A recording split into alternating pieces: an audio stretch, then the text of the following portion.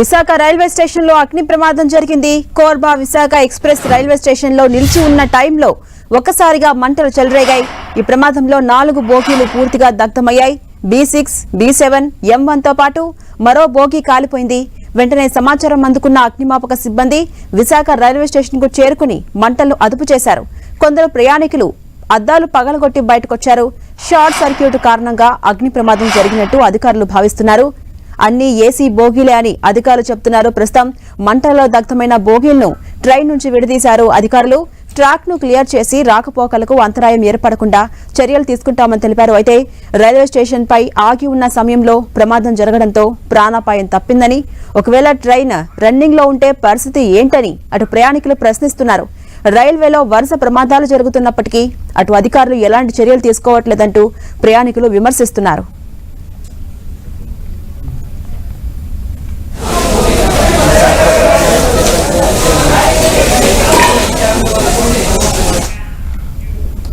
ఇదే అంశంపై మరింత సమాచారం సంఘటనా స్థలం నుంచి మా ప్రతినిధి జార్జ్ అందిస్తారు. జార్జ్, మొత్తం ఈ ప్రమాదంలో 4 బోగీలు పూర్తిగా దగ్ధమయ్యాయి. ప్రస్తుతం అక్కడ ట్రాఫిక్ ఎటువంటి అంతరాయం ఏర్పడకుండా చూస్తున్నామని చెప్తున్నారు పోలీసులు. ప్రస్తుతం అక్కడ పరిస్థితి ఎలా ఉంది? మొత్తం మంటలు అదుపులోకి వచ్చాయా?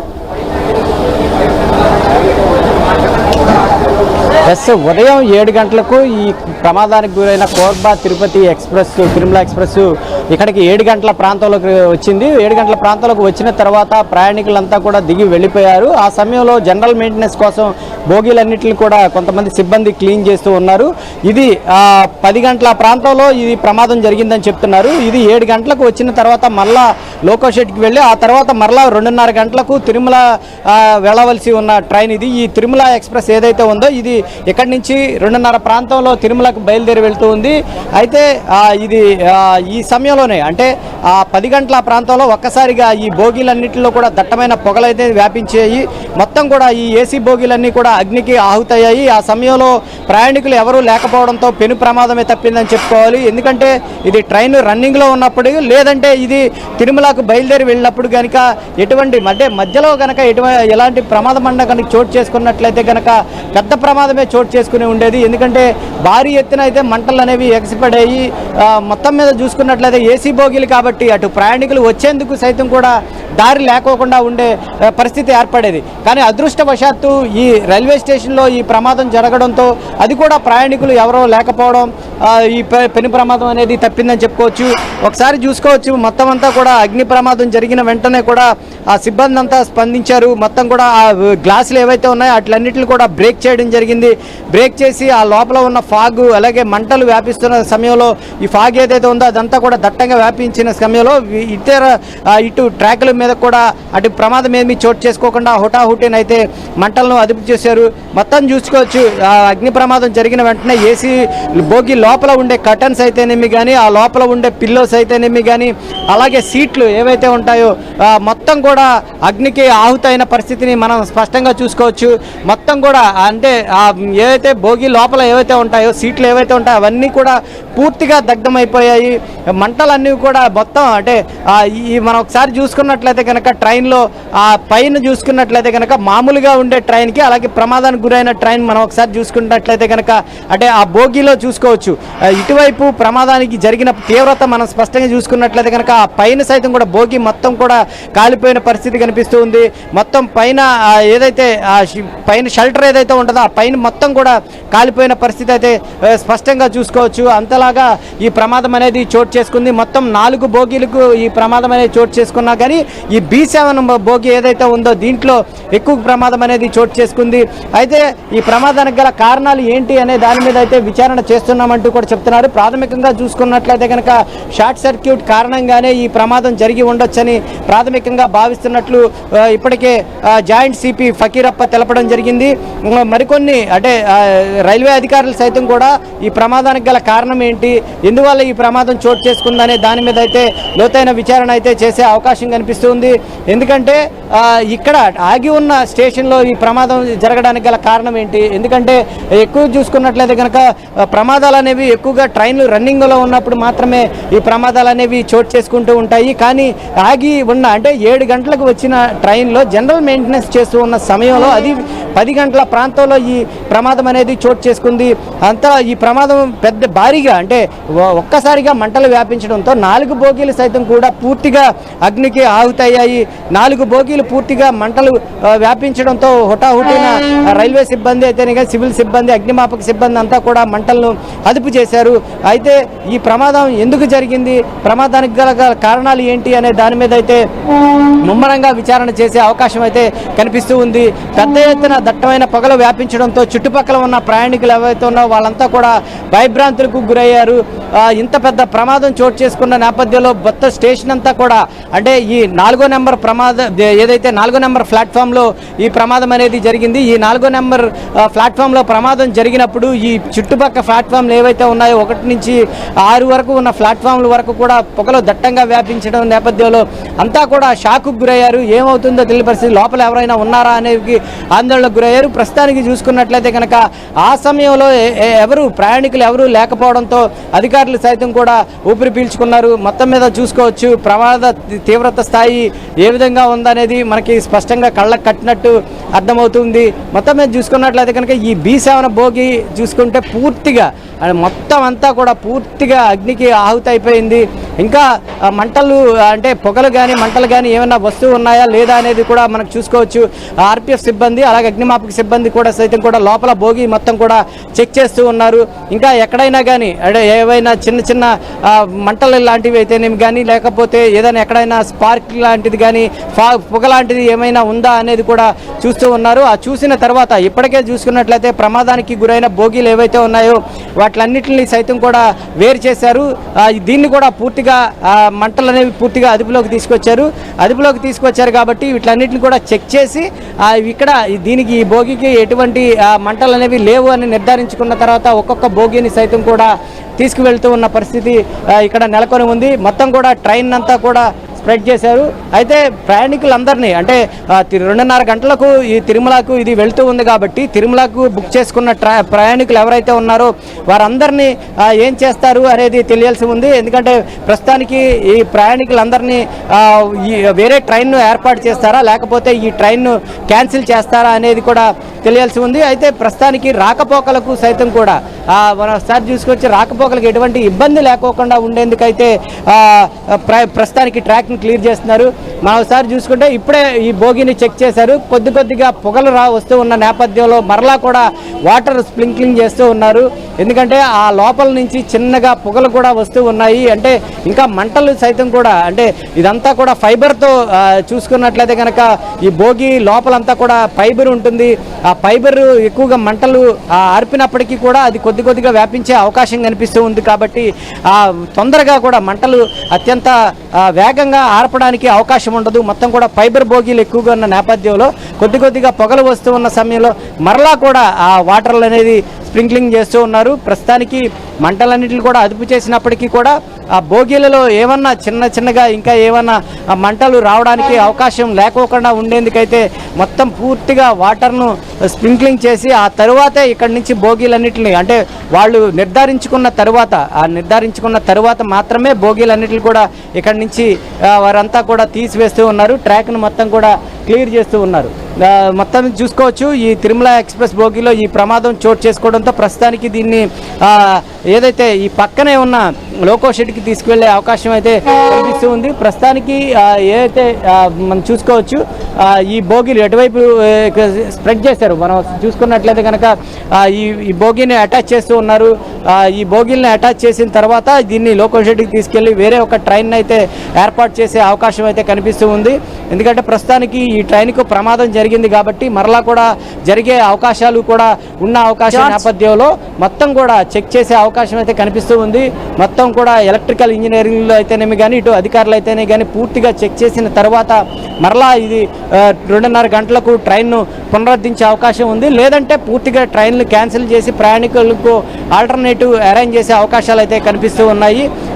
ఈ ప్రస్తుతానికి ఏదైతే కాలిన బోగీలు ఏవైతే ఉన్నాయో ఆ బోగీలు అన్నింటిని కూడా వాళ్ళంతా కూడా క్లీన్ చేశారు. ప్రస్తుతానికి ఎటువంటి ప్రమాదం అయితే ప్రయాణికులకు జరగలేదు. ఎందుకంటే ఈ ప్రమాదం ఉదయం 7 గంటల ప్రాంతంలో చోటు చేసుకుంది.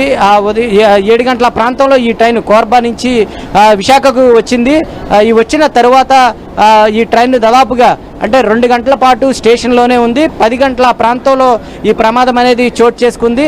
ఆ ప్రమాదం చోటు చేసుకున్న వెంటనే హుటాహుటిన ఇటు పోలీస్ అధికారులు అయితేనేమి కానీ రైల్వే సిబ్బంది, అగ్నిమాపక సిబ్బంది, ఆర్పిఎఫ్ పోలీసులు అంతా కూడా హుటాహుటిని ఇక్కడికి చేరుకున్నారు. మంటలన్నింటిని కూడా అదుపులోకి తీసుకువచ్చారు. కానీ ఇక్కడ గమనించవలసిన విషయం ఏంటంటే ఇక్కడ లోపల చూసుకున్నట్లయితే కనుక ప్రయాణికులకు అందించే బ్లాంకెట్స్ అయితే కానీ దుప్పట్లు ఇవన్నీ ఉంటాయి. అంతేకాకుండా ఈ భోగి అంతా కూడా ఫైబర్తో ఉంటుంది కాబట్టి అయితే ఆ సమయంలో మంటలు వ్యాపించాయి. ఒకసారి ఈ మంటలను కనుక చూసుకున్నట్లయితే కనుక ఇది ట్రైను ఆగి ఉన్నప్పుడు ఈ ప్రమాదం అనేది చోటు చేసుకుంది. అదే కనుక ఈ ప్రమాదం ఇది కదిలే సమయంలో కనుక ప్రమాదం చోటు చేసుకున్నట్లయితే కనుక రైల్వే చరిత్రలో ఒక పెను ప్రమాదమే జరిగి ఉండేదని చెప్పుకోవచ్చు. ఎందుకంటే తిరుమల ఎక్స్ప్రెస్ అనేది అత్యంత రద్దీగా వెళ్తూ ఉంది. ఎందుకంటే ఎక్కడెక్కడ నుంచో చాలామంది కూడా తిరుమల తిరుపతి దేవస్థానం చేసుకునేందుకు ఈ ట్రైన్ని ఉత్తరాంధ్రకు సంబంధించి చూసుకున్నట్లయితే కనుక ఈ ట్రైన్ నుంచే వెళ్తూ ఉంటారు. అంతలాగా ఈ ట్రైను అంటే ఈ చాలా రద్దీగా వెళ్తుంది. ప్రతిరోజు కూడా అంటే ఏ రోజు కూడా ఖాళీగా వెళ్ళదు. ఈ ప్రతిరోజు కూడా అత్యంత రద్దీగా ఈ ట్రైన్ అనేది వెళ్తూ ఉంది. అయితే ఈ సమయంలోనే అటు కోర్బా నుంచి వచ్చినప్పటికీ కానీ లేదంటే ఇటు ఎక్కడి నుంచి విశాఖ నుంచి బయలుదేరి వెళ్లే సమయంలో తిరుమలలో కానీ ఈ ప్రమాదం కనుక జరిగి ఉన్నట్లయితే కనుక ప్రమాదం అయితే జరిగి ఉండేది. మొత్తం మీద ప్రస్తుతానికి విశాఖ సిపి సైతం కూడా ఇక్కడికి రావడం జరిగింది. ఈ ప్రమాదం మీద ఆయన పరిశీలించారు. మొత్తం చూసుకున్నట్లయితే కనుక మొత్తం బోగీలు ఏవైతే కాలిపోయి ఉన్నాయో ఆ బోగీలన్నింటిని కూడా సపరేట్ చేశారు. మొత్తం ఏసీ బోగీలకు చూసుకోవచ్చు. కేవలం ఈ B7 బోగీలు రెండిట్ల మధ్య అంటే ఇటు B7 M1 బోగీ ఏవైతే ఉందో ఈ M1 బోగీ అలాగే ఈ B7 B6 ఈ బోగీల మధ్యనే అంటే M1 బోగి అలాగే B7 బోగి మధ్యనే ఈ ప్రమాదం అనేది అంటే ఆ మంటలు వ్యాపించినట్లు స్పష్టంగా అర్థమవుతుంది. ఎందుకంటే B7 బోగిలోనే అత్యధికంగా మంటలు వ్యాపించిన నేపథ్యంలో B7 బోగి పూర్తిగా దగ్ధమైపోయింది. ఎక్కువగా ప్రమాదానికి లోనైంది అంటే ఎక్కువగా మంటలు వ్యాపించి పూర్తిగా దగ్ధమైంది మాత్రం B7 బోగి మాత్రమే. ఆ B7 బోగిలోనే దట్టమైన మంటలు అనేవి వ్యాపించాయి. ఒక్కసారిగా B7 బోగి నుంచి అలాగే B6 బోగికి అలాగే ఆ పక్కనున్న ఇటు మనం లెఫ్ట్ సైడ్ చూసుకున్నట్లయితే కనుక ఈ పక్కనే ఉన్న M1 బోగి ఏవైతే ఉందో ఈ M1 బోగికి మంటలు వ్యాపించడం జరిగింది.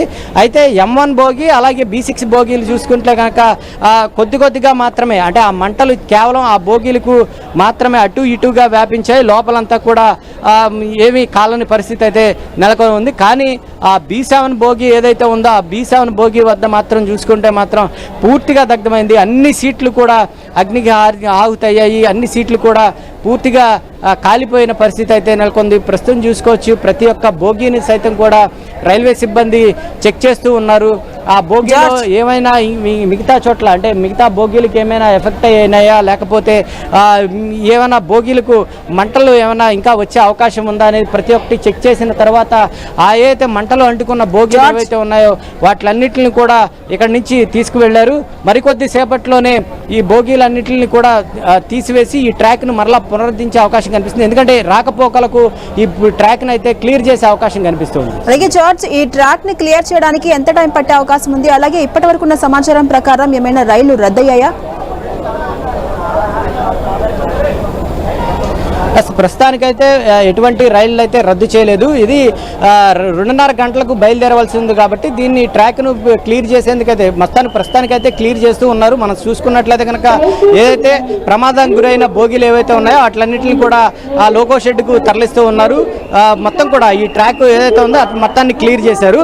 మరి ముఖ్యంగా మిగిలిన బోగీలు ఏవైతే ఉన్నాయో వాటిలన్నింటినీ కూడా చెక్ చేయడం జరుగుతుంది. అన్నింటిని కూడా చెక్ చేసిన తర్వాత పక్కనే లోకో షెడ్ కూడా ఉంది కాబట్టి ఈ ట్రాక్ను కూడా అతి త్వరలో అత్యంత కొద్ది సమయంలోనే కూడా క్లియర్ చేసే అవకాశం అయితే స్పష్టంగా కనిపిస్తుంది. అయితే ప్రమాదం జరిగిన సమయంలో ప్రయాణికులు ఎవరూ లేకపోవడంతో అంతా కూడా ఊపిరి పీల్చుకున్నారు. త్వరితగతిన ఒకసారి చూసుకున్నట్లయితే కనుక రైల్వే సిబ్బంది అంతా కూడా మనం చూసుకోవచ్చు. అటు పోలీసులు అయితేనే కానీ రైల్వే సిబ్బంది అయితేనే కానీ అంతా కూడా ఇక్కడ రైల్వే స్టేషన్ వద్ద ఉన్నారు. ప్రస్తుతానికి ఈ ట్రాక్కి సంబంధించి అంటే రాకపోకలకు ఎటువంటి ఇబ్బంది లేకోకుండా ఉండేందుకైతే వాళ్ళు ప్రయత్నాలు అయితే చేస్తూ ఉన్న పరిస్థితి కనిపిస్తూ ఉంది. అయితే ఈ తిరుమల ట్రైన్ ఏదైతే ఉందో ఇప్పుడు ప్రస్తుతం ఈ తిరుమల ఎక్స్ప్రెస్ అనేది బయలుదేరవలసి ఉంది. 2:30 ప్రాంతంలో ఈ తిరుమల ఎక్స్ప్రెస్ బయలుదేరవలసి ఉంది. కాబట్టి దాన్ని రద్దు చేస్తారా లేకపోతే ఆల్టర్నేటివ్ ట్రైన్ ఏర్పాటు చేస్తారా అనేది తెలియాల్సి ఉంది. ప్రస్తుతానికి ట్రైన్ అయితే అంటే ఈ తిరుమల ఎక్స్ప్రెస్ను రద్దు చేస్తున్నట్లయితే రైల్వే అధికారులు ప్రస్తుతానికి ఏమీ ప్రకటించలేదు. అయితే ఇప్పటికే ప్రయాణికులు ఎవరైతే టికెట్లు బుక్ చేసుకున్న ప్రయాణికులు ఎవరైతే ఉంటారో వాళ్ళంతా కూడా రైల్వే స్టేషన్కి చేరుకునే అవకాశం ఉంది. మరికొద్ది సేపట్లో దీనికి సంబంధించి రైల్వే అధికారులు అయితే ఒక ప్రకటన చేసే అవకాశం కనిపిస్తూ ఉంది. ఎందుకంటే ట్రైన్ను క్యాన్సిల్ చేస్తారా లేకపోతే ఆల్టర్నేటివ్ ట్రైన్ను ఏర్పాటు చేస్తారా లేకపోతే ఆల్టర్నేటివ్ బోగీలను ఏర్పాటు చేసి ఇదే ట్రైన్లో పంపిస్తారా అనేది కూడా తెలియాల్సి ఉంది. ప్రస్తుతానికైతే ఈ ప్రమాదానికి గల కారణాలు ఏంటి, B7 బోగీలో ఎందుకు మంటలు వ్యాపించాయి అనే దాని మీద ఒక విచారణ కూడా చేసే అవకాశం కనిపిస్తుంది. ప్రస్తుతానికైతే ట్రాక్ని అంతా కూడా క్లియర్ చేస్తూ ఉన్నారు. అటువైపు ఏదైతే బోగీలు కాలిపోయిన బోగీలు ఏవైతే ఉన్నాయో పూర్తిగా దగ్ధమైన బోగీలన్నింటినీ కూడా లోకషెడ్కు తరలించడం జరిగింది. మరొక వైపు చూసుకున్నట్లయితే కనుక ఇక్కడ ఏవైతే ఇప్పుడు మిగిలిన బోగీలు ఏవైతే ఉన్నాయో వాటిని కూడా కొంచెం దూరంగా తీసుకువెళ్తూ ఉన్నారు. అక్కడ కూడా ఇంజిన్ను ఏర్పాటు చేసి వేరే ట్రాక్ ద్వారా లోకషెడ్కు తీసుకెళ్లే అవకాశం కనిపిస్తూ ఉంది. ఆ తరువాత వీటి మీద నిర్ణయం తీసుకునే అవకాశం అయితే ఉంది. ప్రస్తుతానికి రైల్వే అధికారులు అయితే కూడా ఈ టికెట్లు బుక్ చేసుకున్న ప్రయాణికులు పరిస్థితి ఏంటి అనే దాని మీద కూడా ఆలోచన చేస్తూ ఉన్నారు. ఈ కొద్దిసేపు అంటే మరికొద్ది సేపట్లోనే దీని మీద నిర్ణయం తీసుకునే అవకాశం అయితే కనిపిస్తూ ఉంది. Right, thank you George.